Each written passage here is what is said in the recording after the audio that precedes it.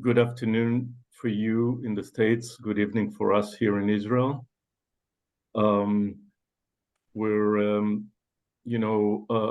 the tradition of J Street, we want to be able to educate our community about what's going on in the region in Israel-Palestine. And while most of what you see in the news is about Gaza, much more than Israelis, by the way, see about Gaza, we also have so many other fronts within Israel and so many challenges that are not in the center, definitely not of the media. And we thought that it is important to put the, highlight on them. So we are going to speak about the Homefront challenges to Israeli society during this war. We have two great speakers, Anshel Pfeffer, who many of you probably read in Haaretz and in The Economist, is the senior correspondent and columnist of Haaretz and the Israeli correspondent for The Economist. And we have Liat Weiss Shahaf, a leader in Brothers and Sisters in Arms, a collective of IDF reservists who organized against Prime Minister Netanyahu's judicial coup, and which more recently has used its grassroots network to connect survivors of the October 7th massacre and displaced Israelis to resources and support. By the way, it's one of the most amazing phenomena that all those civil society organizations that got organized during the protest became the network for the civil society to fill the vacuum that the government left in so many areas. I'm volunteering in the Hostages Families Forum, which is also where the families find trust and resources to help them, which is not usually the case with the government parallel organization. So I will start with Liat and ask if, can you tell us more about how Israeli civil society responded to Hamas attacks on October 7th, and what is being done for the families displaced from the Gaza envelope, and what treatment are the families of the hostages receiving? Sure, thank you, Nadav.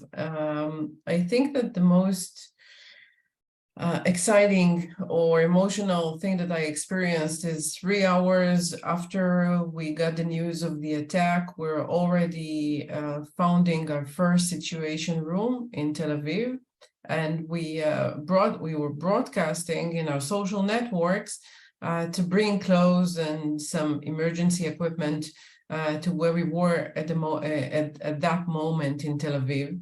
And in a matter of minutes, people came, we were on the computers, and then we lifted our heads and we saw traffic jams of cars and people coming with boxes. That was the beginning of this amazing civilian operation. I think that thanks to the 9 months since our inauguration, and the time that we spent demonstrating against the judicial coup that allowed us to have tens of thousands of volunteers and an infrastructure that enabled us to deploy missions in a matter of hours since this Black Saturday in October 7th. The emergency activities that we held dealt back then basically in all the necessities, in food. The first project actually that we started was in hospitals, helping doctors and the families of wounded soldiers and civilians. Later on, we have founded 4 situation rooms that the most acute one was down south. We have rescued over 10,000 civilians that didn't get a response from the emergency authorities. And also a few days later, animals, cats and dogs were able to deploy food and shelter to the people, find apartments to the people that were displaced. We did everything, and we're still doing everything possible to answer the need of the civilians and the soldiers. We have, I think that up till now, we have deployed over 300,000 meals for soldiers and civilians. So back then it was soldiers, and now it's civilians that are displaced, and some of them don't get a full answer from the government.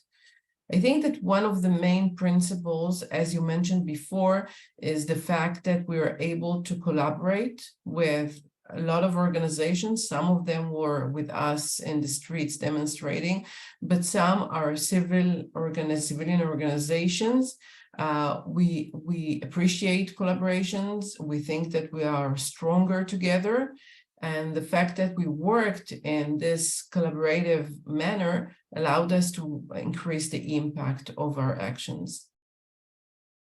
Thank you, Liat, and I can attest that I have family and friends in Be'eri and Re'im, and those who were not murdered or are in the hands of Hamas. Be'eri are in the Dead Sea in hotel waiting for more permanent housing, and Re'im are in Eilat.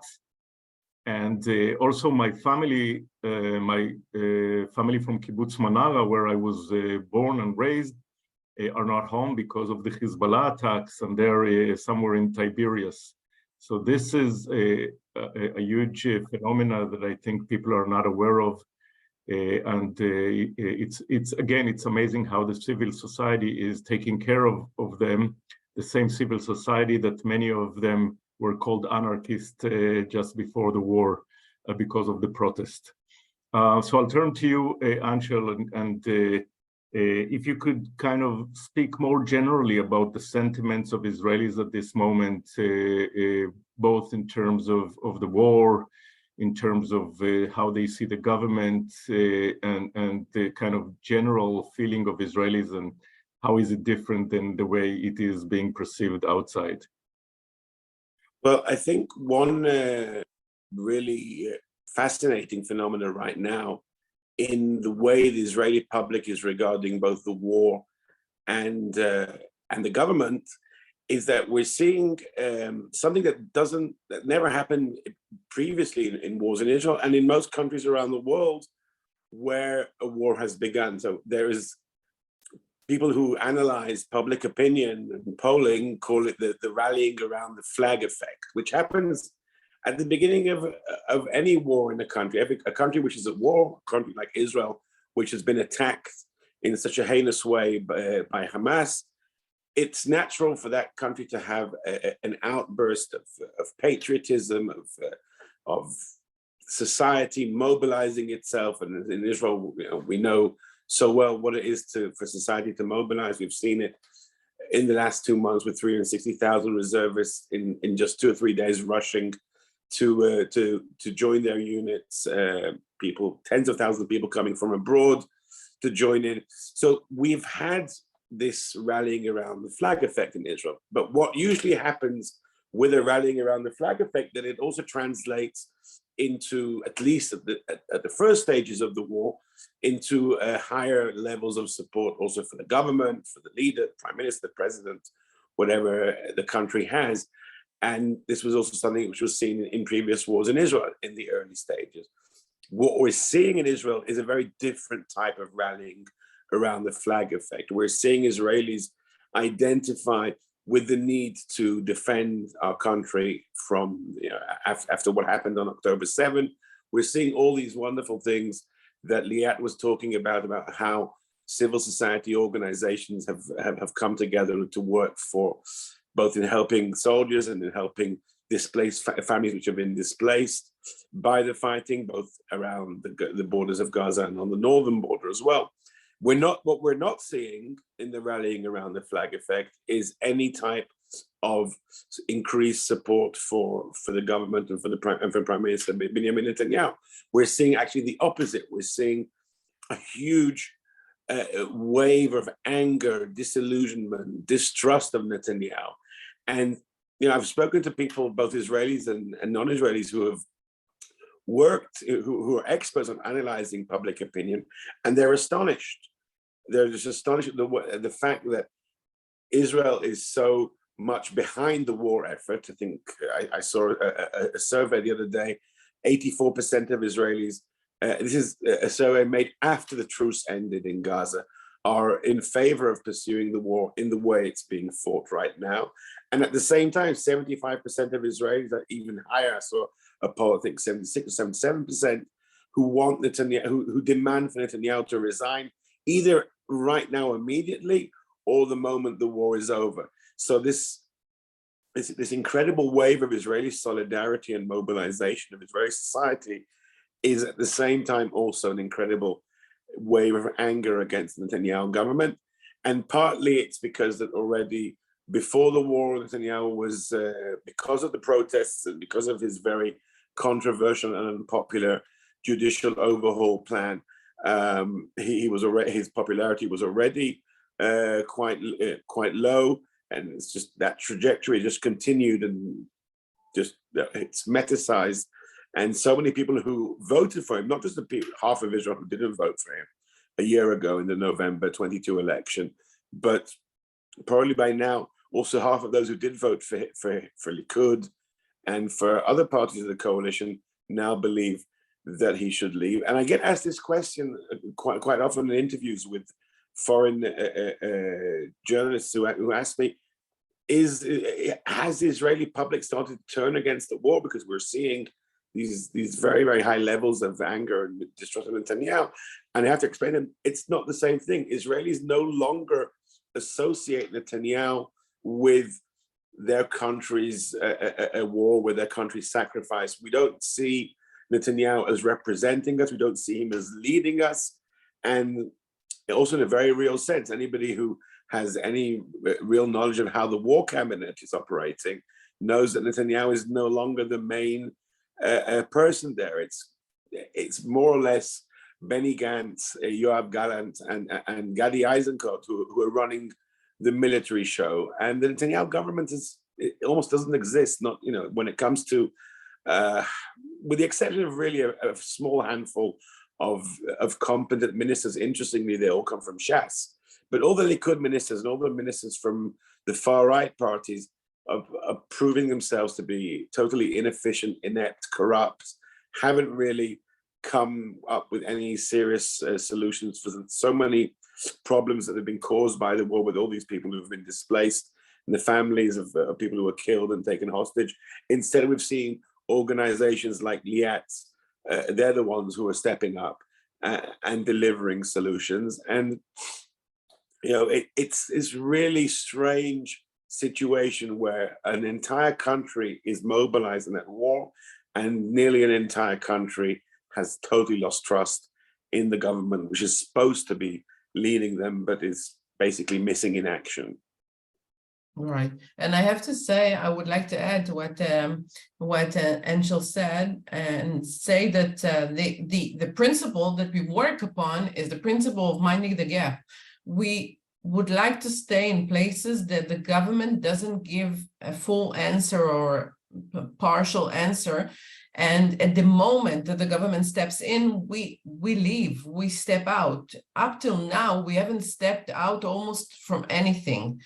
We would like the government to take responsibility on the actions. We don't want to be the people that are in charge of small businesses, of mental health, of education. We have founded 26 kindergartens in Yam HaMelech. This is not something that an NGO should do, but we are there because we have the responsibility, and we understand that there is a severe lack of leadership, and we need to step in where the government doesn't.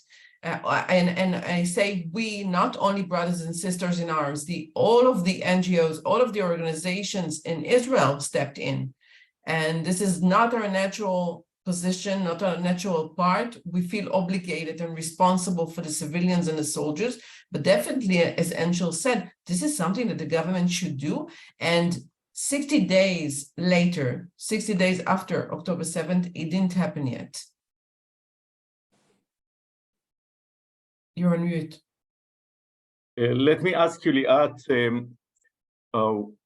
do you think that at some point this mobilization of all those protest movements and networks people will say, okay, even if the war is not ended yet, we have to go back to demonstrating, we have to go back to change the government because of the failure not only of October 7th, but also the way the country organizes afterwards and the lack of governance in so many places. Do you think that at some point all this energy that now is filling the gaps will go back to demonstrations?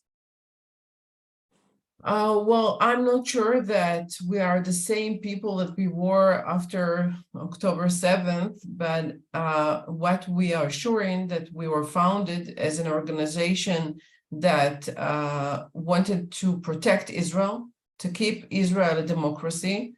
We still have the same purpose. And we are right now defending the people of Israel, the civilians and the soldiers. Out of that mission, if we will have to continue to do so in this same, we haven't changed. So if we have to continue to do so to protect Israel, we will continue to do so in a different manner. I'm not sure that demonstrations will be the same as it was before October 6th. I think that it will be led by different forces, such as the families of the kidnapped families, the wounded, the killed, the people that were killed. I think that the rage of those families is immense. As Anshel said, they are already, they don't know how to express their anger and their disappointment and the feelings that they have been neglected. These are severe feelings. So I think that the demonstrations, I don't know what will be their nature because I cannot predict even what will happen tomorrow, will eventually be led by them. And I think that definitely a government that was responsible to such actions should take the responsibility that it hasn't taken up till now. Anshel, I hope you're okay. I saw you're almost choking. Yeah, but if you're okay. 4 times cigarettes, yeah. Okay. So I wanted to ask you about the internal situation in Israel in terms of the two sectors that are not as aligned with the military, and I'm talking about the Palestinian citizens of Israel, that some people call the Arab Israelis, and the ultra-Orthodox that was, always kind of against service, and there are some talks that maybe the change. So if you could speak about those two sectors and how they behave in the war, and if there are any changes yet that you see since October 7th.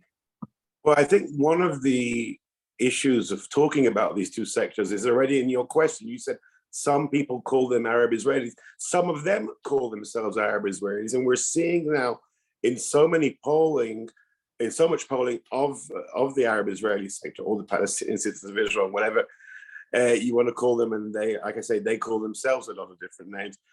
Just how we shouldn't treat any of these sectors as being monolithic. And the 25% or so of Israelis who are not Jewish are divided into so many different groups, and many of these groups have different attitudes to what is happening. We can start from the Druze community in Israel, which is totally mobilized and has had a major proportion beyond its size in the Israeli population amongst the IDF soldiers who have been killed in action, including the most senior of officers who was killed within Gaza, who was a Druze tank battalion commander. And I don't know if you've been, but I've been to some of the Druze villages over the last few weeks, and these are places where you feel that they're as mobilized as many Jewish communities, in some degrees more. And then you have the Bedouins, who are very much involved in what's happening, because a significant number of their own communities in the Negev were killed on October 7th. They were both in their own villages and the unrecognized villages. There were casualties from Hamas rockets, and there were Hamas, some of the Bedouins who were working on the kibbutzim were killed, and some were kidnapped by Hamas. And we saw two of them, a teenage girl and boy who released last week. And I think everybody rejoiced together with the town of Rahat when they were released. And then there are the larger Arab Muslim communities in Israel, Palestine, some of those who talk of themselves as being Palestinian citizens of Israel. And there we're seeing different, also I think different levels of response. But once again, the polling shows that there's a high level of solidarity. It's not a simple thing because they'll tell you, we also have family in Gaza who are being killed. But we saw what Hamas did on October 7th, and that's terrible. And both as Israeli citizens and as Muslims, we cannot condone that in any way. So there's a range of reactions, but I think by and large, we are seeing high levels of solidarity within Israeli society, also from the non-Jewish communities. And we have to remember they're also being severely provoked. Israel still has a far-right government with a fascist national security minister who's in charge of the police, and he's doing everything he can to provoke Arab Israelis by sending police to arrest people for saying stupid things on social media, by handing out thousands of guns and tens of thousands of gun licenses to people who probably shouldn't be having them, for saying the most provocative things. And to their credit, they're not being provoked. We haven't seen any type of violence or really any type of behavior that anybody was worried that perhaps we would see. And we did see back in May 2021 in a previous round of warfare with Gaza, we did see riots breaking out in what we call the mixed cities. We haven't seen any of that this time. So it's really important to say that when faced with this terrible, terrible government and this fascist who runs the police, they've maintained their dignity and their solidarity with Israeli society. And the same, I think, is true of the Orthodox community, in the sense that it's not one group. We see within the Orthodox community many different reactions. Those who still kind of remain isolated from Israeli society and don't have anything to do with it and continue their lives as before. And other parts of Haredi society who really want to be part of this mobilization and this solidarity of Israeli society, whether it's the small groups who have actually joined the IDF, and people kind of dismiss that because they're only joining up for very short periods, and it's not what we call shirut mashma'uti, a significant service. But I still think it's an important phenomenon, and something which I think does show changes in the attitudes. And probably more importantly, we're seeing a lot of volunteering, and I think Liat knows more about that than I do, also coming from Haredi men and women who do want to do whatever they can in their own way. So we're seeing a lot of volunteering from the Haredi community. And we're also seeing things that we didn't see within the community, such as on Shabbat, they're saying the prayers for the welfare of IDF soldiers, which is something that in the past was taboo in the Haredi community. It's all part of a process happening in both these societies, in Arab Israeli society and Haredi society, of what both academics and journalists call Israelization. It's been happening for years before the war. And in time of war, I think you see these things happening more and more. Usually those who are ruining these things are the politicians, whether it's some of the Arab Israeli politicians who haven't always said the right things. And obviously the Haredi politicians who have insisted on continuing sectorial politics as usual, the special funding for their rather narrow needs, even at time of war when there's a huge bill to pay for the war. So there's also that happening. But when you want to look for hope, when you want to look for reasons for optimism, look at the communities, don't look at the politicians. Thank you, Anshel. And another vacuum that was filled, not by civil society, but by someone else, is that Israelis were looking for a father figure, and Biden became the father figure that was able to embrace and show empathy to Israelis when we didn't get it from our own leaders.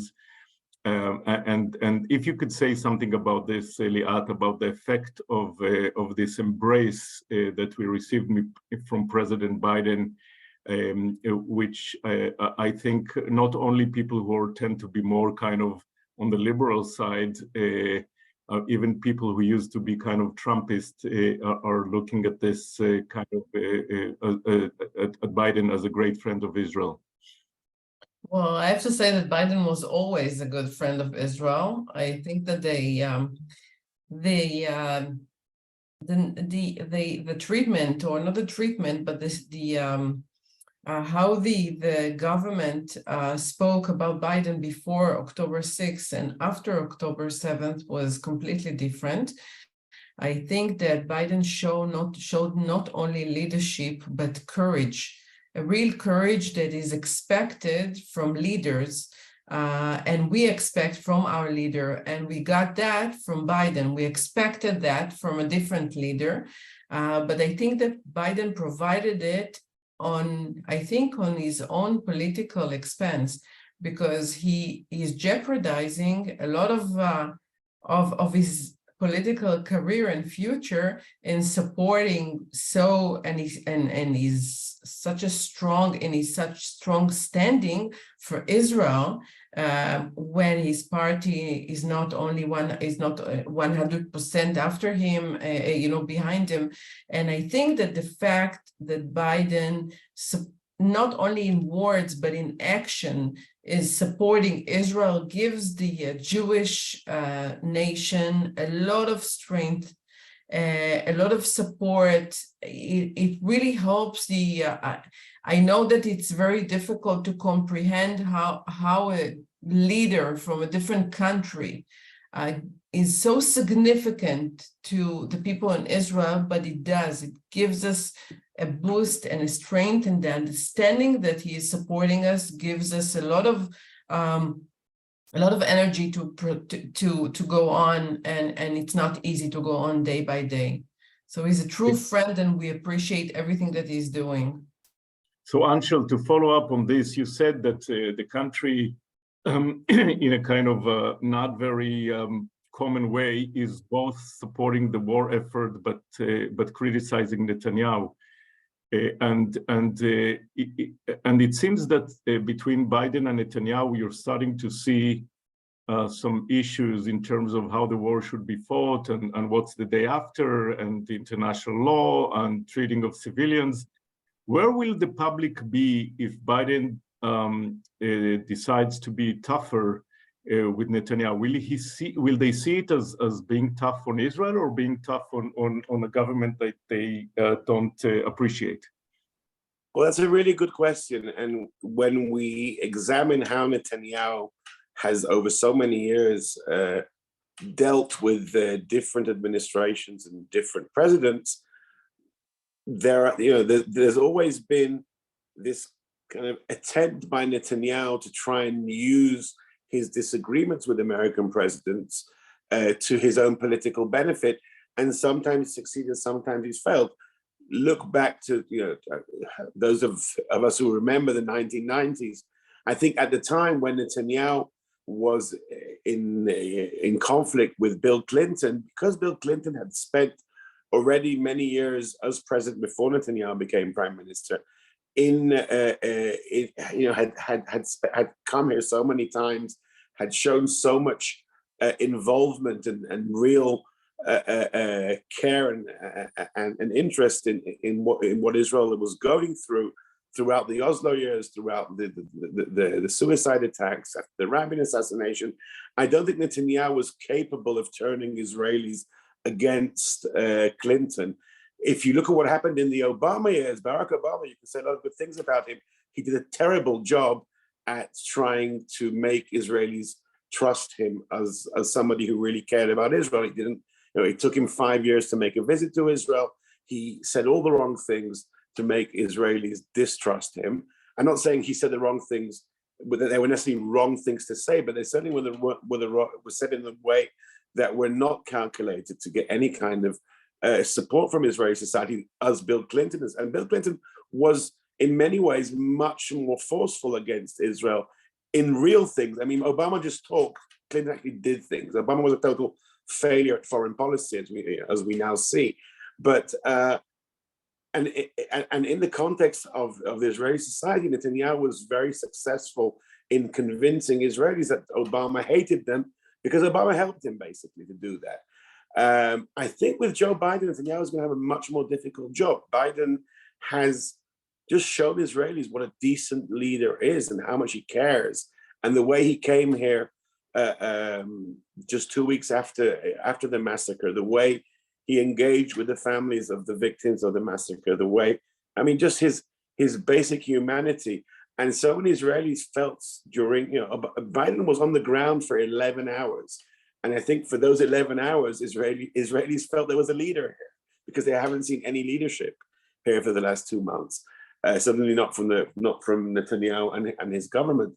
So I think it'd be, if I have to kind of find the comparisons, I think this will be like the Clinton comparison, where Netanyahu will fail to present Biden as someone who's hostile to Israel and its interests, and not like Obama, who did everything to help Netanyahu present him as being hostile. So when this inevitable clash comes between Netanyahu and Biden, I think, and of course I hope, that Israelis will, at least the majority of Israelis will be inclined to listen and to trust Biden rather than Bibi. Thank you. I'm turning now to questions from the audience. So we have a question from Paul Beisic, who is asking, Liat, you spoke about the, future connection between the democracy movement and the hostage support movement that will somehow join forces when the war is over, or at some point. How do you see it happening, and do you see it happening already? I have to say, from my point of view, as in the hostages forum, that in the early days, it seems that the hostages had no clout because people treated them just like a number, and Israelis were, saying, yeah, let's destroy Hamas first, and then in time, people starting to see the people, to hear the stories, and now the public opinion has changed dramatically. So if you could speak about those two notions of public opinion, the democracy movement and the hostage movement.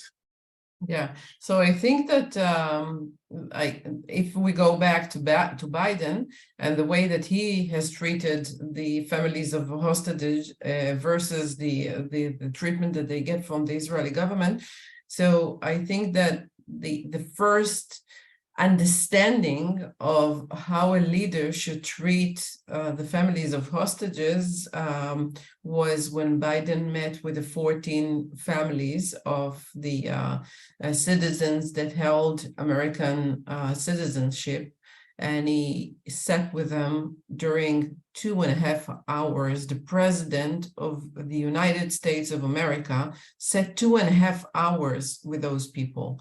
And I think that if we're trying to join all the hours that those families got from Netanyahu, they're practically the same, and we are on our 60th day of this terrible war. So the hostages are, I think, they're getting the support and love basically from the people, from the Israeli society, but not necessarily, unfortunately, from the government. I'm not saying that the priorities are wrong. I understand that the priorities are to win the war and to free the hostages. I'm not a person that can answer what is more important, of course.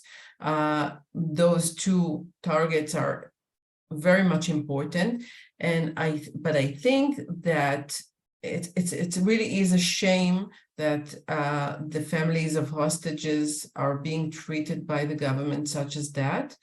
To the question, how exactly will the streets will react to everything that is going on in Israel. Only time can tell. We can't predict what will happen tomorrow.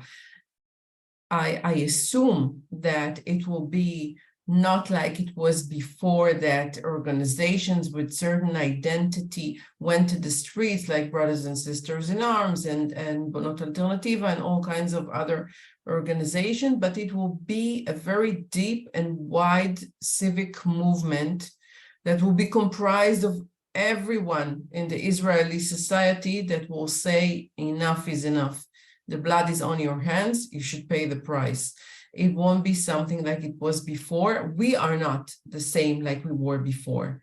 This is a different kind of life. I always say to my friends and to my family, do you remember how we were back then on October 6th? We will not regain to what we were. This is a different society. It's a different environment. And in such a black swan event, it's very difficult to predict how it will look like. Thank you so much. Nancy Bernstein asks, have the Israeli government budgets been directed elsewhere instead of to all the displaced people and other critical needs at the time? Anshel, can you address the budget and where the money is going and how it is being perceived by the public? So right now we're still talking about the 2023 budget, and we're in December, so the budget is close to the end of its implementation. The budget that was approved by the government at the beginning of the year, it was then the new Netanyahu government, was a budget which had billions and billions of shekels for special interests, stipends for yeshiva students, and funds for Haredi education systems, and money for the settlements, etc. Anybody who knows anything about budgets, certainly state budgets, knows that often some of the money doesn't get allocated or used until the very end of the year. And what the government what the Knesset voted on today, last week was the government, is a supplement to the state budget for 2023 to pay for the war costs until now, and in the next few weeks there'll be another budget at the beginning of 2024. The problem, as many as the critics, and I'm one of them, see with the supplementary war budget, is that it's about 30-something billion shekel, is that it's not being funded by cutting any of these special interests, or what they call coalition funds. They've been cut by a tiny sum, and instead of taking this money, which could be used for all these important purposes, whether it's to fund the war or to fund relief for all these many families who have been uprooted by the war, that money's coming out of cuts for social services. It's coming out of the reserves. It's coming out from loans. It will have to be paid by higher taxes next year, and it should and could be funded by the coalition funds. It's not, and that's this just shows you the type of government that is running Israel, that hasn't internalized what's happened and isn't prepared to compromise for any of its narrow interests. Thank you, Anshel. And we have a question from Richard Corner for Liat. If there are so many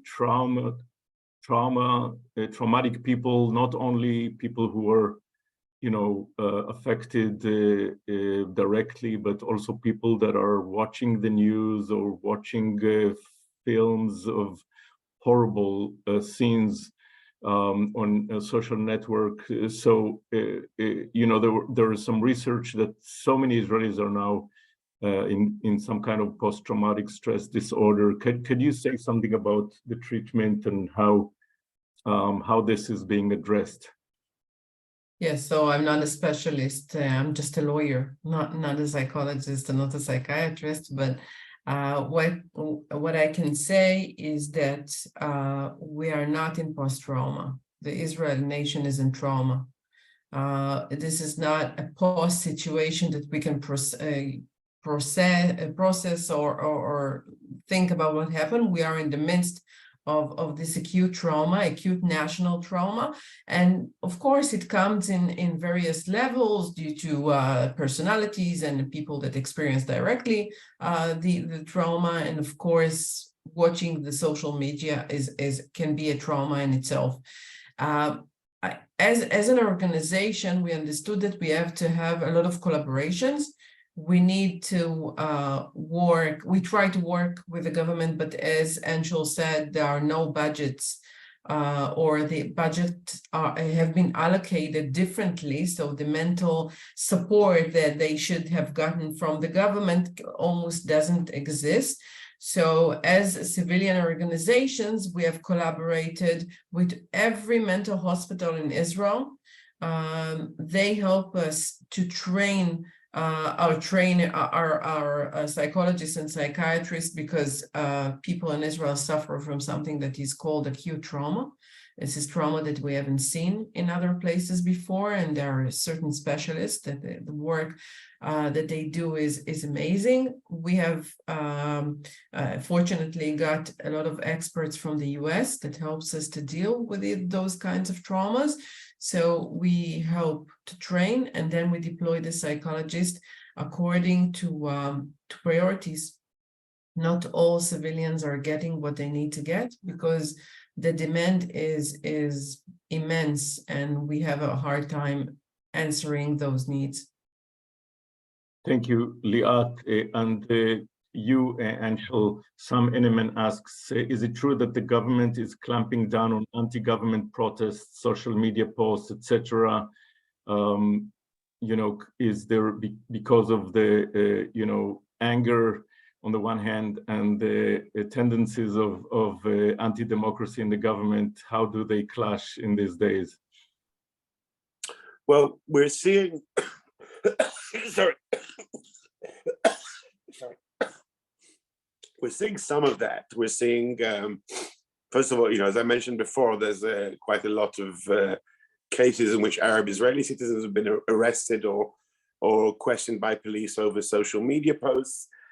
Also, some Jewish Israelis have. We've seen some of the protests. There hasn't been that many protests against the government on the street. Most of the protests have been pro releasing of hostages, not so much saying we're against the government, because as Liat said before, most of the major protest organizations that were very active in the months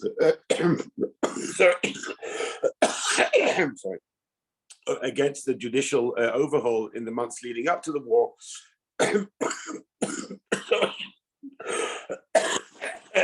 Sorry, I'm suffering from a cold.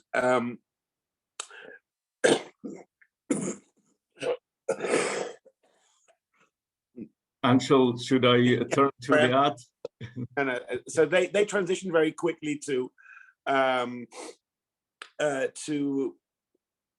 all this mobilization for the war effort. So we haven't seen that many protests, but in some cases we have seen the police, Ben-Gvir's police acting against some of these protests. And I think at least in one case, they even apprehended a family member of hostages in Gaza who was protesting against the government.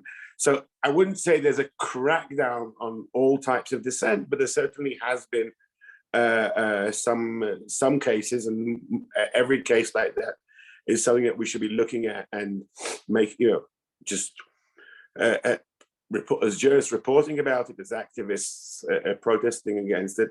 And I think the real test will come at the point where there is some kind of scaling down of the war effort and the protests do return to the streets. And as Liat said, there'll be a different type of protest. There'll be a different type of movement.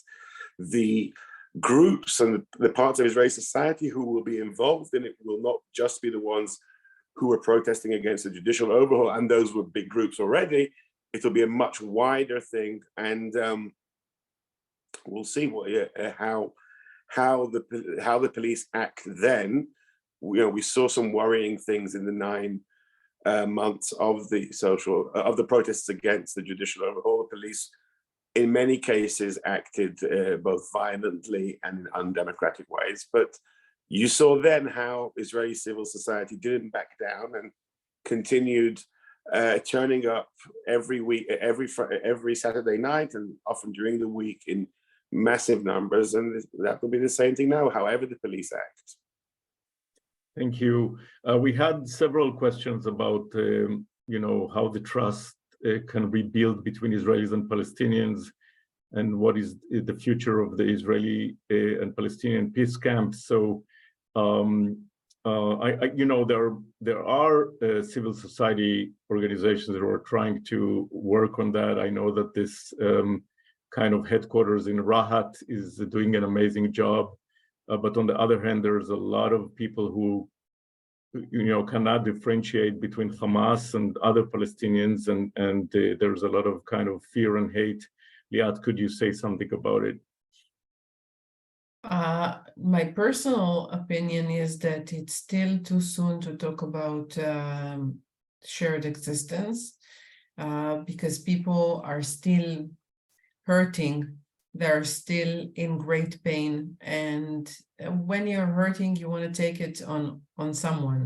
So besides your government, you need to take it on somebody else. And I think that there is currently, most of the people cannot differentiate between the civilians in Gaza and the Hamas, and everything is mixed, because the rage and the anger and the fear and the pain are so immense still, that I think it's too soon.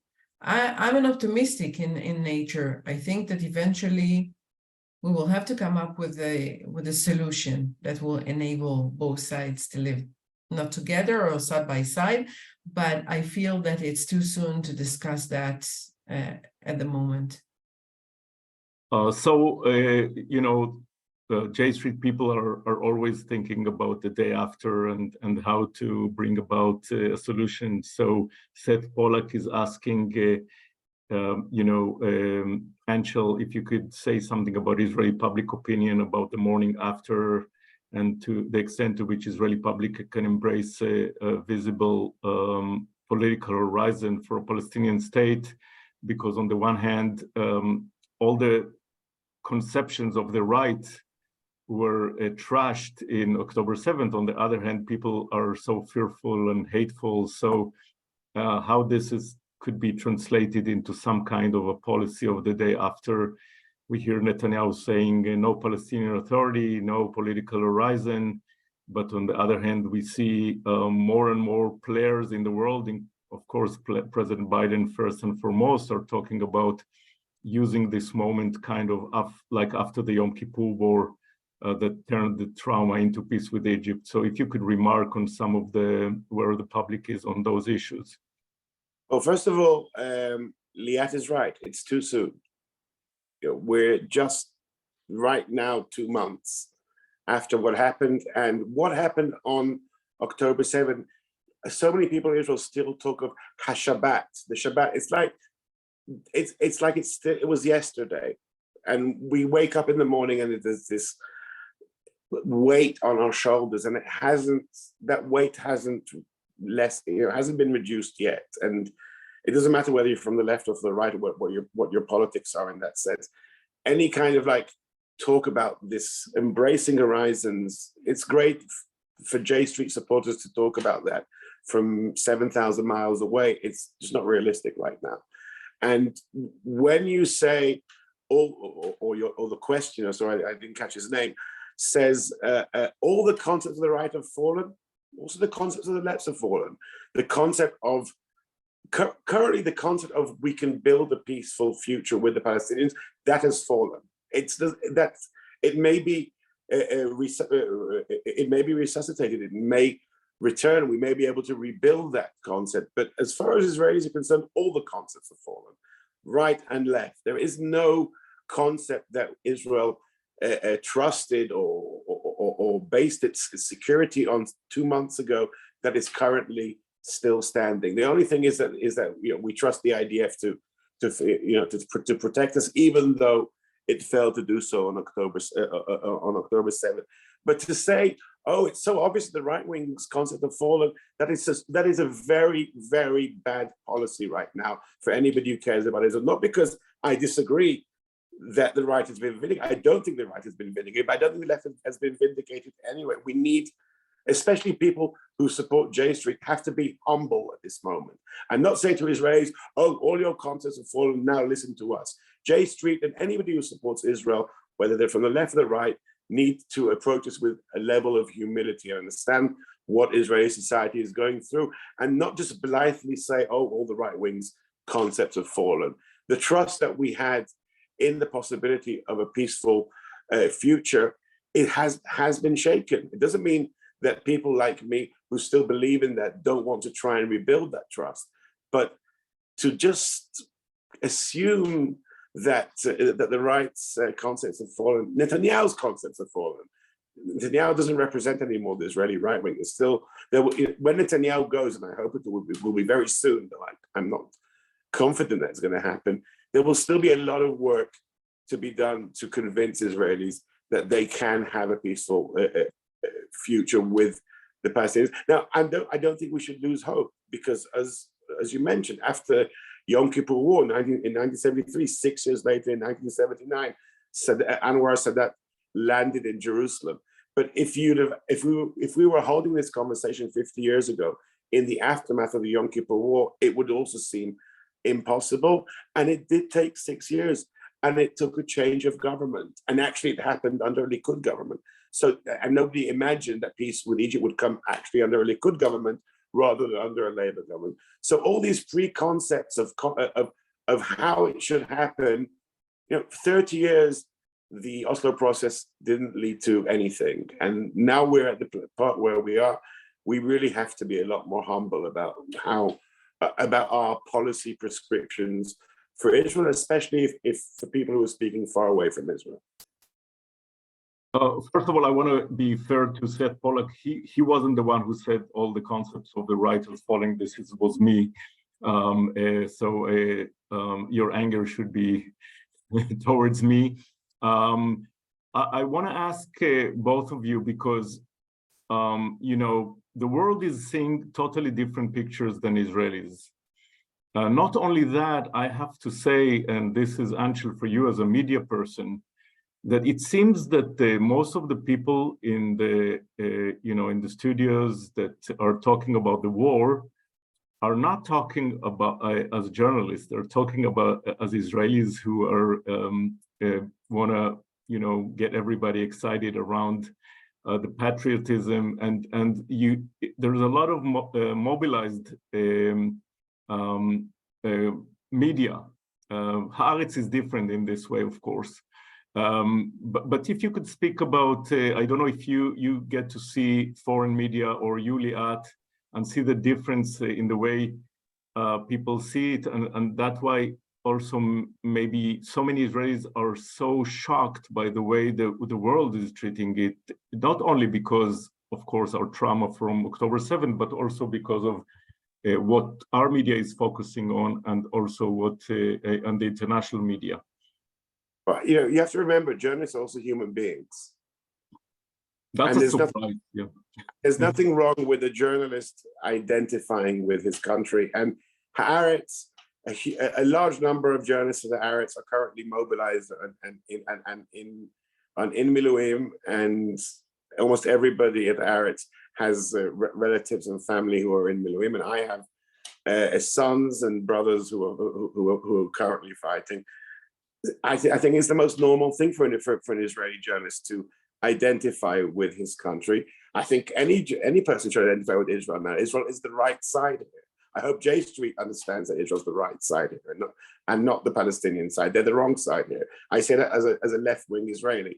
But yes, there's a problem with television broadcasts. It's not really great journalism. There's a problem that the Israeli media shows almost nothing of what is happening in Gaza. The Gaza City, I was in Gaza City a couple of weeks ago, embedded with the Israeli troops, and yeah, Gaza City has been flattened. And whether or not we justify that, and whether or not we can accept that 15,000 people killed in Gaza, probably 2/3 of whom were civilians, is an acceptable death toll, And we can argue that that is something that needs to be acknowledged, and the Israeli media should be doing a better job of that. But it's television. I don't see American television news channels doing a great job either.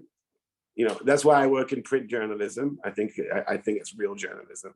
Television is half show business, half playing to the choir, and a bit of news as well. So, you can be critical of the Israeli media. I think Israeli media is an excellent job in this war, and in some things it's failed, and this is one of its failing. But some of the bravery of my colleagues, especially my television colleagues, in this war, in covering what was happening on October 7th, in going into places, talking to people, uncovering what really happened there has been incredible. So, Israeli journalists are also Israeli human beings, and they're also traumatized. So, absolutely, this criticism is unfair.